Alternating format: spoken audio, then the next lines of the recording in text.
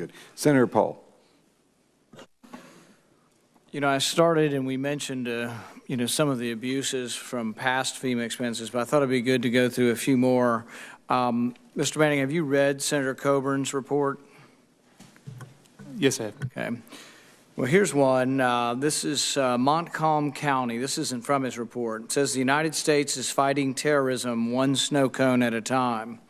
The West Michigan Shoreline Regional Development Commission, with a grant from FEMA, bought 13 snow cone machines valued at $11,700.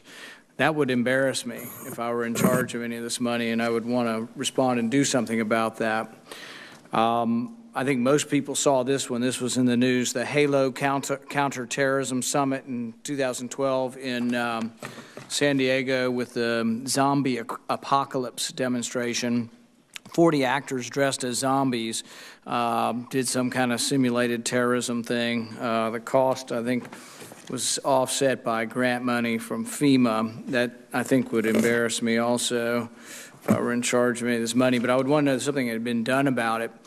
We're buying all these armored vehicles, and, you know, there probably is a need for an armored vehicle, maybe in New York City or Washington, D.C. or somewhere, but in Keene, New Hampshire, there's been 2 murders in the last 15 years. We bought a $285,000 armored vehicle. I'm sure that even the people in Keene thought that was kind of ridiculous.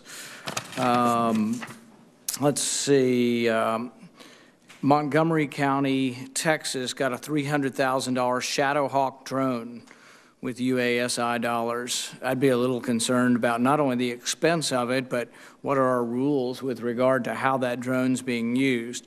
See, some people have interpreted this open spaces doctrine to mean you can fly a drone anywhere. There's a lot of open spaces in Kentucky and Alaska, and I think you do deserve some privacy even when you're out hunting, sledding, whatever you're doing. I think really we should be going to a court and saying, we think this person is committing a crime. Will you give us a warrant to look at them? But we shouldn't just be flying these. The whole government from top to bottom is buying these drones. I mean, it's outrageous. EPA's got them. They're flying them everywhere. But if you think someone's a polluter and they're a farmer, go after them. But let's get a warrant. You know, we just can't be funding this. And plus, it just gets so large and this money's not accountable. It's just flowing everywhere. Snow cone machines, drones, long-range acoustic devices. They bought one in Pittsburgh for $88,000. Apparently can cause permanent hearing loss, but it's this ear-splitting noise. And it's like, we've got to have $90,000 for a ear-splitting noise device. See, I just wonder how the controls are, but some of it's just because nobody's paying attention to the dollars spent. We're $1 trillion in debt every year, and we should do some things. I mean, we had 9/11, we had this terrible thing happen, but, you know, we have a terrorism center, I think an anti-terrorism center in Somerset, Kentucky. I figure if the terrorists get to Somerset, Kentucky, we're probably done for if they get that far. But, you know, we do these things because they're work projects and communities like them because they bring money instead of saying, where did terrorists attack us, you know? It's sort of like who attacked us on 9/11? 16 to 19 were here on student visas. So we had a special program looking at student visas for 10 years, and we just defunded that. So we got money for ear-splitting devices and for snow cone machines, but we didn't have enough money to look at people here on student visas. We apparently don't have enough analysts to look and see when you're targeted, when a foreign government like Russia reports you, like the Snarf brothers, to know that you're flying back to a part of the world where you may become radicalized. So I think we empty our pockets spending money everywhere, but then the things we ought to be doing we're not doing, and things we ought not to be doing we're doing. But I think it's really because of the overall philosophy of just throwing money at problems. And I'd appreciate if there have been any reforms, Mr. Manning, done since the zombie apocalypse, and maybe on the snow cone machines and anything else. Thank you, Senator. Yes, we've done, as you can imagine, a very close analysis of all of the examples raised in the report and many that we hear. If you have a response, formal response, I wouldn't mind seeing that if you can send that to our office. Sure, we do, and we will be happy to provide it to your office as well.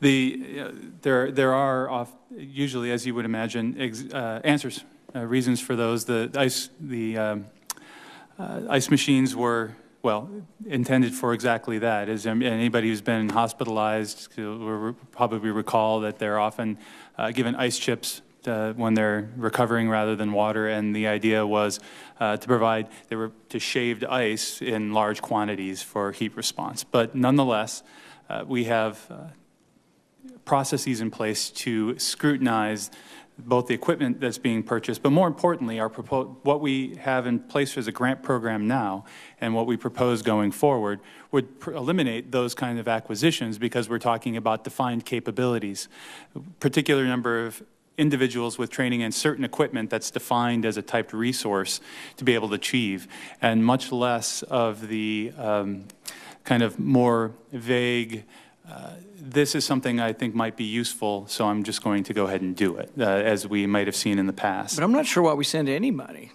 to these cities. Why do we send money for terrorism to little tiny cities around the country? I come from a little town. I'm all for little towns, but I'm not for sending anti-terrorism grants to any little cities. I mean, New York is a problem. D.C. is a problem. L.A. is probably a problem. But by sending them to all these little cities, it sort of seems to me as if somehow politicians got involved. You know, I think there was a report a few years ago that said, I think this was in Indiana, there were like 9,000 requests for preparedness grants, the pumpkin factory, the popcorn festival, all of these, you know, cute little things that my family goes to in a small town, but they don't need terrorism grants. Someone should just say no. Well, Senator, when in the case of small communities, it's often capabilities procured by the state through local governments. And the idea is that you build response capabilities. There's prevention and interdiction of an attack that may occur somewhere, but you build the response often in the outlying areas to come in as mutual aid. And in the case of the Snowcone machines, for example, if I recall correctly, that was in the Detroit area, and you know, Abdullah Matab, had that device not failed, that aircraft would have blown up over Detroit. And the Snowcone machine was going to save anybody? The Snowcone machine, as I described, Senator, all of the was to build capability for their mass casualty response to be able to have shaved ice available. And of course, as we all know and have seen reports, it was used for other purposes. And we have procedures in place to prohibit that from happening again. The Bearcats are another good example of the armored vehicles. I think we all saw the utility in the Boston area. And as I described, the idea is to build statewide capability on the part of the state that can come together as a statewide response to wherever a threat may occur. And we do know that Zazi, the Times Square bomber, was building his bombs and planning in kind of remote exurban Denver and transited most of the United States en route to New York. So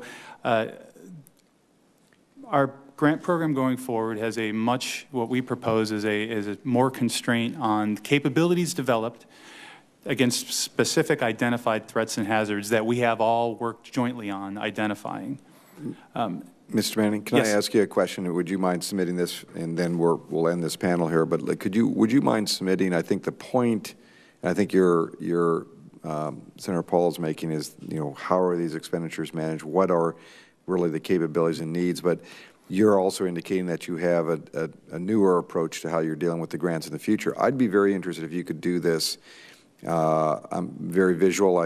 You know, one thing about the Senate, we love to create mills of paper with a lot of writing. What I like is, can you show how the grant program existed before, what it looks like in the future, in just a very simple chart style? In other words, you know, here's what it could be used for. These are some examples, and here's what now is happening that will prevent that or not, depending on what the subject matter is. Is that something you could do? And it doesn't need to be complicated. And when I say this, I always like to say this because I know federal agencies love to just, you know, inundate us with paper because they figure that's how we'll get blurry-eyed and forget. But I just want something very simple that says, here's our current program, here's what we're moving to. And that I think would be a very interesting point to see, because that would help us understand how you've kind of plugged these problem areas that have occurred. And would that be within reason? Most definitely. Great. For the two others, if I can ask you to do one of the things, and it just dawned on me as you were talking, and we probably don't do enough of this, and it's something I'm trying to do with this committee and this another committee that I chair, and that's better oversight, not just when something bad happens, but, you know, can you submit, you have done your most, not the ones that we have right now, but even you had mentioned you did a report a couple of years ago with some legislative. Can you submit to the committee, here's what we recommended, maybe even the last two reports, and what we've done? You know, and again, I don't need a big fancy document. I just need, here's the recommendation, completed, partially completed, not completed. What's your analysis of why? Because one of the things we don't do here, it's just dawned on me even more and more after 5 years now sitting here. We have great professional staff from the IG and your group, GAO, doing all this work. And then 3 years later, you know, since I've been here, 60% of the Senate has changed. And so, of course, we all come in with new ideas, and we say, why haven't you done this? And you actually politely say, as you did, and it was very good, well, 2 years ago, we did this. And then all of us say, well, we never saw it because, of course, we were new. And this might give us a better understanding of what we should be doing or not doing. And when there are recommendations, what's our follow-up to make sure that's done? Because otherwise, we send lots of times in committee meetings, having committee meetings about something we talked about a year and a half ago, and you all are the agency folks are, I know what you'll do. You'll, no disrespect, you'll leave and you'll go, we told them this 2 years ago. Well, help us do a better job in oversight.